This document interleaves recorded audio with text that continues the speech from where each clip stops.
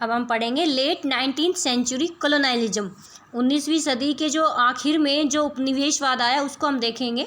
Trade flourished and markets expanded in the late 19th century. ये कह रहे हैं कि 19वीं शताब्दी के आखिर में ट्रेड बढ़ा और जो मार्केट है वो तेज़ी से फैलने लगा, एक्सपेंड हुआ।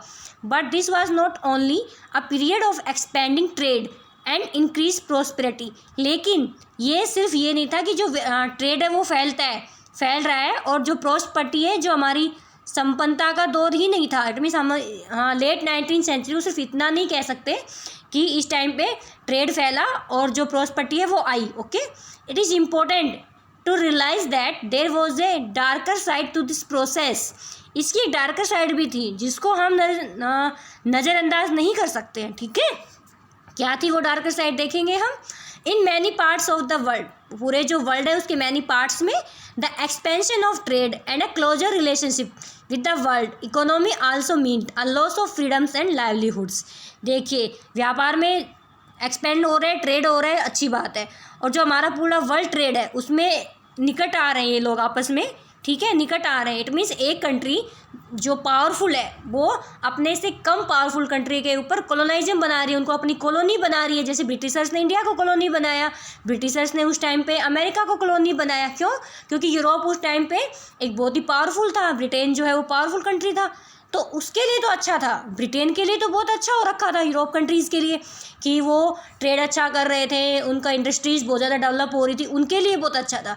बट ज़रूरी नहीं कि उनके लिए अच्छा था तो दूसरों के लिए भी अच्छा हो। जो मान लीजिए आपके बुक में अफ्रीका के दिया हुआ है, तो अफ्रीका जो है उसके लोगों की तो फ्रीडम लॉस हो गई थी, उनकी लाइवलीहुड्स हैं वो बहुत ही संकट में आ गई थी। बिकॉज उन्होंने उनको अब इंडिया का देख लीजिए आप, जो ब्रिटिशर्स ने हमें कॉलोनी बनाया तो हमारी फ्रीडम भी तो लॉस हो गई थी, इसीलिए तो हमने इतना बड़ा स्ट्रगल किया। देन 1947 में हम फ्री हुए। तो यही बात है कि इसकी डार्कर साइड भी थी, इससे जो लोग हैं उनकी लाइवलीहुड्स और उनकी फ्रीडम्स लॉस हो गई थी। ठीक है, आगे देखिए। Late 19th century Europe conquest produce many painful economic, social, ecological changes through which the colonized societies were brought into the world economy. ये कह रहे हैं कि 19वीं शताब्दी के लास्ट में जो यूरोपियन थे उनकी जो कॉन्क्वेस्ट हुई थी, इट मीन्स जो वो विन हुए थे, जो वो जीते थे, उनकी विजय जो हुई थी उससे बहुत सारे पेनफुल इट मीन्स दर्दनाक या कष्टदायक इकोनॉमिक, आर्थिक, सोशल, सामाजिक, इकोलॉजिकल चेंजेस, जो हमारी परिस्थिति है उसमें चेंजेस आए, हमारी समाज में, हमारी इकोनॉमी में, हमारी आर्थिक व्यवस्था में, सब में क्या आ गया, चेंजमेंट आ गया। Which the colonize societies were brought into the world economy, जिससे कि जो औपनिवेशिक सोसाइटी थी, समाज थे, उनमें पूरी वर्ल्ड की अर्थव्यवस्था में उसमें समाहित कर लिया गया उनको। ठीक है, उसके अंदर डाल दिया गया। जो कॉलोनाइज सोसाइटीज़ थी उनको पूरी जो वर्ल्ड ट्रेड है उसमें उनको मिला लिया गया, इन सारे चेंजेस को।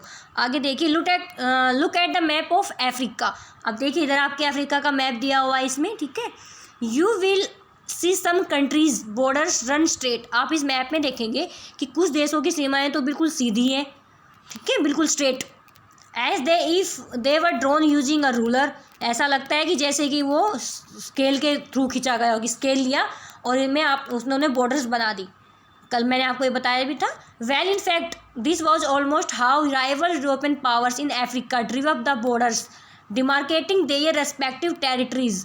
देखिए, यही हुआ था, अफ्रीका पर सब ने अपना अपना कब्जा किया, सब अपने अपनी कोशिश कर रहे थे।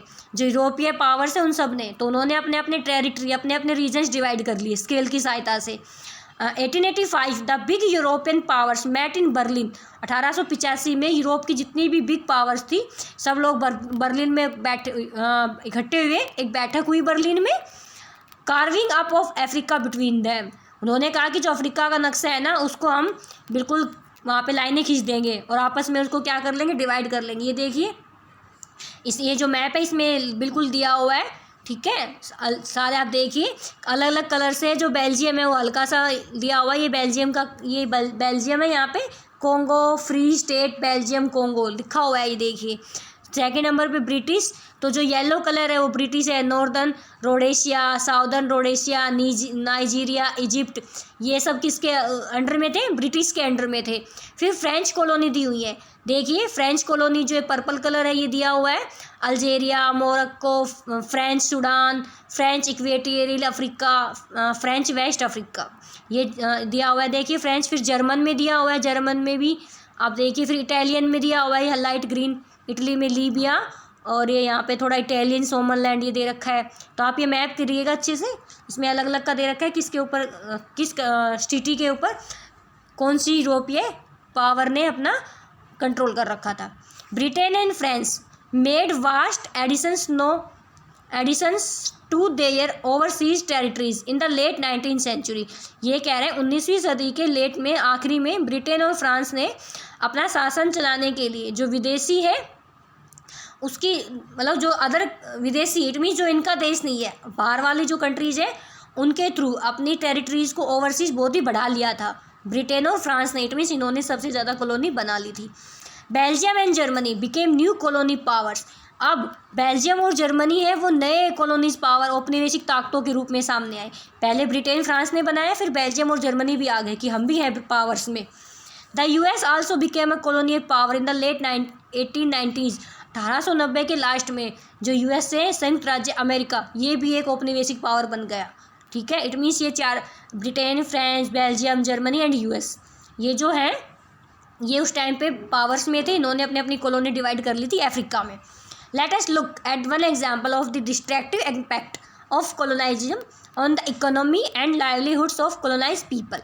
ये कह रहे हैं कि आइए हम एक एग्जाम्पल देखते हैं कि किस तरह से उपनिवेशवाद से, जो औपनिवेशिक जो हमारा सोसाइटी है उसमें क्या, जो हमारी अर्थव्यवस्था है और जो हमारा लाइवलीहुड्स है, हमारा जो जीवन है उसके साधनों पर क्या असर पड़ा। ठीक है, उपनिवेश से इन्होंने अफ्रीका को उपनिवेश बनाया तो क्या क्या इम्पैक्ट्स पड़े उन पे, ये हम देखेंगे। ओके, आगे।